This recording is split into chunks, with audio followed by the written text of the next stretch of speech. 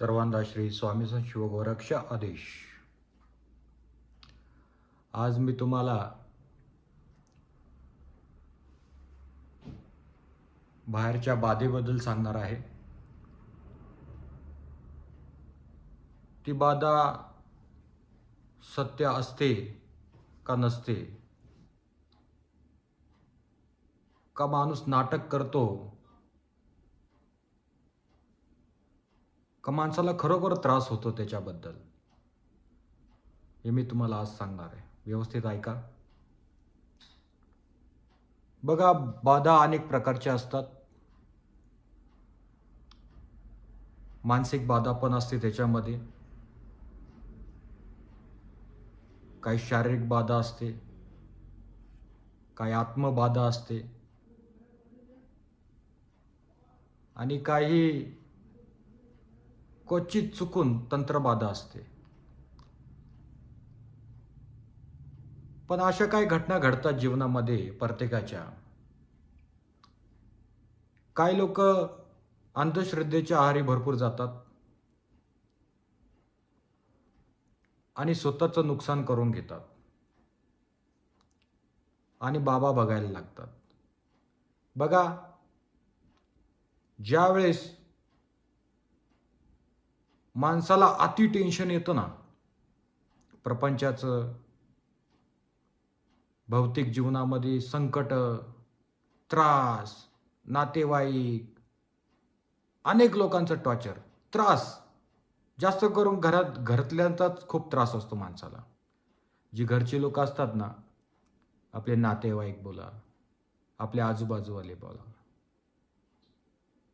नीट जगून देत नाही माणसाला। मग एखाद्या माणसाने किंवा एखाद्या स्त्रीने जास्त जर ते मनावर बिंबवलं तर त्या स्त्रीला मानसिक बाधा निर्माण होते बरं का। हे लोकांना अजूनपर्यंत माहिती नाहीये। 100%तनं 90% तरी लोकांना मानसिक बाधा आहे। तंत्रबाधा क्वचित असली तर असली, ती पण नसते। आता पहिल्यासारखे सामर्थ्यशाली कोण तांत्रिक राहिलेले नाहीये, कारण तांत्रिक बनायचं पण सोपं नाहीये। त्याला आचरण शुद्ध असावं लागतं, त्याला खूप नियमाचं पालन करावं लागतं। मग काही लोकांना काय वाटतं, अशा लोकांना ज्यांना मानसिक बाधा झालेली आहे, मानसिक त्रास झालेला आहे, मनस्थिती बरोबर नाहीये, त्या लोकांना रात्री झोप लागत नाही। ते लोक कधी कधी रात्री झोपेमध्ये ओरडतात, विचित्र स्वप्न पडतात। अशा लोकांना कानामध्ये विचित्र आवाज यायला लागतात, मन घाबरट होतं, बुद्धी चिन्हभिन्न होऊन जाते, शरीरामध्ये काफरा निर्माण होतो, हृदयाची ठोके वाढायला लागतात। अनेक काही या मानसिक बाधेचे प्रकार आहेत। मग शरीर अचानक आपलं गरम व्हायला लागतं आतून, असं वाटतं शरीराला आतून चटके बसतायत आणि तो माणूस पिशाच्य वृत्तीसारखी त्याची अवस्था होते। तो एकटक ज्याच्याकडे पाहायला लागला तो असा एकटक पाहतच राहतो। मग एखाद्याला काय वाटतं, याला काहीतरी कोणी जादूटोना या करणी बाधा केलीवर असं वाटतं। अशा लोकांचा किंवा घरच्यांचा गैरसमज होतो बरं का। आणि त्याच्यातनं बरीच लोक बाबा बुवा भगत बघून काही लोक दगावलेली पण आहेत, कारण की डॉक्टर नाही केलं हो त्यांनी। बऱ्याच लोकांना माहिती नाही, कोण सत्य सांगत नाही, कारण की बाबांची घरं बंद होतील। म्हणून याच्याकडे तुम्ही लक्ष द्यायला पाहिजे। ह्या गोष्टी ना कोण तांत्रिक करत, ना कुठला बाबा करत, का बाबालाच मृत्यू आहे तो काय तुमचं वाईट करणार आहे, का बाबालाच काही येत नाही, भगवी कपनी घातली, कुठं काळी कपनी घातली म्हणून तो तांत्रिक झाला, मोठा योगी झाला, असं नाही होत बाबांनो। हे लक्ष ठेवा, सत्य मार्ग अजूनपर्यंत लोकांना नाही कळालेला आहे आणि लोक त्या तंत्रामध्ये अडकून स्वतःचं आयुष्य खराब करून घेतात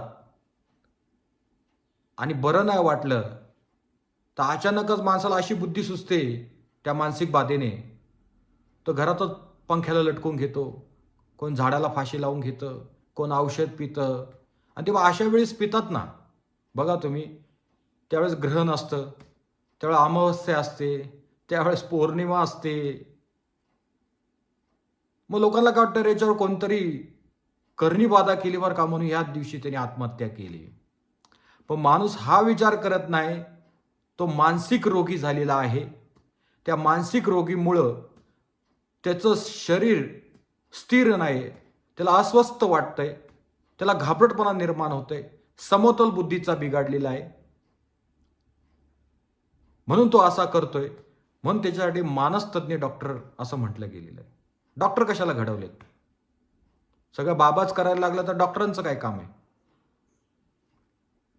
म्हणून याच्याकडे लक्ष न देता तुम्ही कुठल्या बाबा भक्ताकडे न जाता तुम्ही पहिलं मानसतज्ञ डॉक्टरकडे जायला पाहिजे. बघा, आठवड्यात पूर्ण फरक जाणवतो माणसाला, अशा माणसाला. कारण की शरीरातल्या सगळ्या इंद्रिया त्याच्या पूर्ण अशांत झालेल्या असतात, बुद्धी अशांत झालेली असते. त्याच्यामुळे तो असा करायला लागतो, पागलसारखा करायला लागतो, रात्री ओरडायला लागतो, मला कोणतरी काय करतंय, मला कानात आवाज येतोय. मग असं तो घरातनं निघतो, बाहेर पळायला लागतो, अंगावरचे कपडे काढतो. हे शरीरातले वेदना आहेत. बघा, हे पंच महाभूतांनी हे शरीर घडलेलं आहे, पंचतत्वांनी शरीर घडलेलं आहे. मी काय बोलतोय, अध्यात्म आणि विज्ञान ह्या दोघांची सांगड पाहिजे, तरच माणूस जगू शकतो. सगळ्या गोष्टी तुम्ही अंधश्रद्धेत घालू नका. आताचे लोक तसंच करतायत, कळतच नाही. आजूबाजूला तर सांगणारे असतात, तेही सांगतात, नाही तुम्हाला काहीतरी बघायला पाहिजे, बाहेरचं बघायला पाहिजे, असं होतंय. आणि आता सत्य तर बाबा राहिलेले नाहीत, सगळे पोटाहारती झालेले आहेत. आपलं पोट भरण्यासाठी खोटं बोलायचं, लोकांना घाबरून ठेवायचं. तुम्ही गेला स्वतःहून, तुम्ही सांगता, तुमचे विचार पकडून तेच तुम्हाला तो सांगतो. झाला बाबा सरस प्रसिद्ध झाला. कधी कळणार हो तुम्हाला? हुशार राहा, सावधान राहा, ओळखा, तुम्ही स्वतःला ओळखा. आपल्याला काय वेदना होत आहेत, तुम्हालाही माहिती आहे तुम्हाला कशामुळे हा त्रास होतोय का. मानसिक समतोल बिघडला आमचं, त्याच्यामुळे आम्ही डिप्रेशनमध्ये गेलो. याच्याने माणूस डिप्रेशनमध्ये जातो, आणि ज्यावेळी डिप्रेशनमध्ये गेला तर मृत्यू अटळ आहे, एवढं लक्षात ठेवा.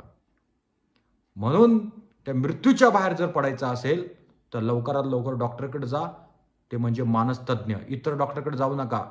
प्रत्येक वर्मावरती डॉक्टर ठरलेला आहे, हृदयतज्ञ, मानसिक तज्ज्ञ, अनेक काय तज्ज्ञ बरेच प्रकारचे आहेत. त्याच डॉक्टरकडे जावं तरच तुम्हाला तो गुण जाणवतो. कुठल्या ताप थंडी येणाऱ्या डॉक्टरकडे जाऊ नये, तो आपलं ताप थंडी घालवेल. त्याला त्याच वर्मा, कानाचा डॉक्टर लागतो, डोळ्याचाच लागतो. हृदयाचं ऑपरेशन करणारा तोच डॉक्टर पाहिजे. अहो, सोपं नाही आहे. म्हणून अंधश्रद्धा किती धराल याच्यावर पण आहे तुमचं. या अंधश्रद्धा बाळगू नका, श्रद्धेची भावना ठेवा. अंधकारामधून प्रकाशाकडे जा. आणि ज्यांनी गुरु परंपरेचं तत्व धरलंय, तो अंधकारामधून 100% सुटणार आणि प्रकाशाच्याकडे जाणार, आणि त्याला सगळी दिशा दिसायला लागेल, हे 100% पण. म्हणून बाधेपेक्षा माणसाची मानसिक बाधा आणि मानसिक करणी जास्त असते, आणि माणूस वनवन भटकायला लागतो. आलं लक्षात मी काय म्हटलं? इथे लक्षात तुमच्या, हे सत्य आहे. मी बोलत नाही, क्वचित असतात, पण मी काय बोललं, 90% माणूस मानसिक बुद्धीने थकलेला असतो व्यावहारिक जीवनामुळे. मग त्याच्यासाठी तर अध्यात्म आहे ना, सत्य अध्यात्म. त्यासाठी तर मठ घडवलं आहे, मठ मंदिर आहेत. खऱ्या अधिकारी पाहिजे, सत्य अधिकारी पाहिजे, योग्य मार्गदर्शन पाहिजे. योग्य मार्गदर्शन आम्हाला मिळतच नाही कुठे. जिथं मिळतं त्यांना बाबा लागतो. मग त्याला आम्ही पण काय करू शकत नाही. म्हणून प्रत्येकाला सांगतो बाबांनो, स्वामींची सेवा करा, नाथांची सेवा करा. आणि ज्यावेळेस तुम्हाला मानसिक बाधा झाली, ती मानसिक बाधा घालवण्यासाठी स्वयंभू श्री स्वामी समर्थ महाराज बसलेले आहेत आणि डॉक्टरही आहे. दोन्ही करा, त्याच्यातनं 100% तुम्ही बाहेर पडाल. आतापुरतं इतकंच. श्री स्वामी समर्थ. शिवगोरक्ष आदेश.